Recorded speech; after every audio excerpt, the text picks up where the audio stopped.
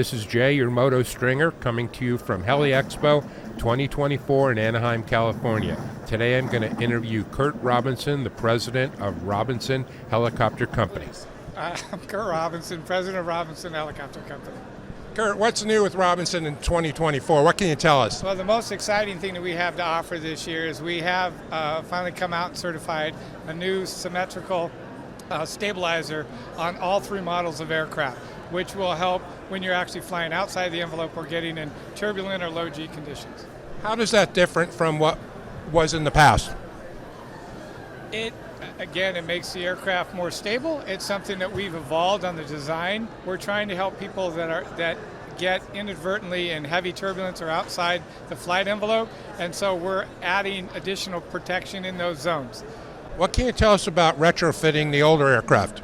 So obviously it's something that we see as a great improvement for the fleet, and when we designed it, one of the things we made certain of is that we designed retrofit kits that can be done in the fleet, and we understand that people don't want to have to buy a whole new tail cone.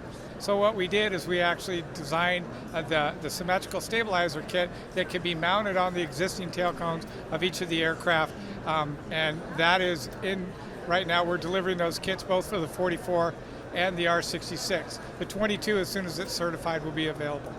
Is Robinson still the global leader in produced helicopters?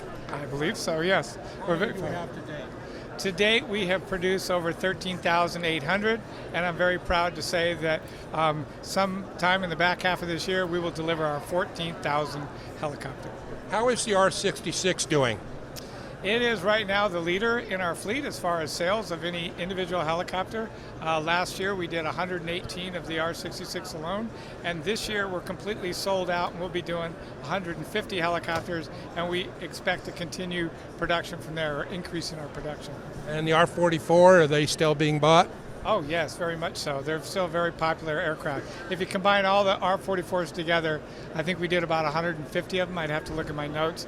But individual ones, the Raven 2 or the Raven 1, the 66 has now surpassed them, and I don't think it'll look back.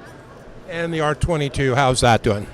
22 is forever, right? It kind of filled its market, and now it's market replacement. The problem with the 22 is it competes with the thousands of ones that are out there that are the older aircraft, and if you overhaul them, you just keep flying them over and over. So it's brought down the cost of flying and incredibly little reliable aircraft, and it's doing really well. What can you tell us about what's coming in the future for Robinson? There's always something coming. Obviously, I can't talk about individual products, but as you can see, we continue to evolve. We continue to improve each of the individual products, and yes, we're working on something bigger. Would that include a three-bladed system? Perhaps. And again, what I would say is, just like when people used to ask us with a piston engine, are all of our aircraft just going to have piston? The answer is no. When we design an aircraft, we try and design and fit the proper power plant, airframe, rotor system, whether it's a two-bladed, three-bladed, four-bladed, we will match the right system with the aircraft. We're really agnostic. Fantastic. Thank you very much, Kurt. Thank you.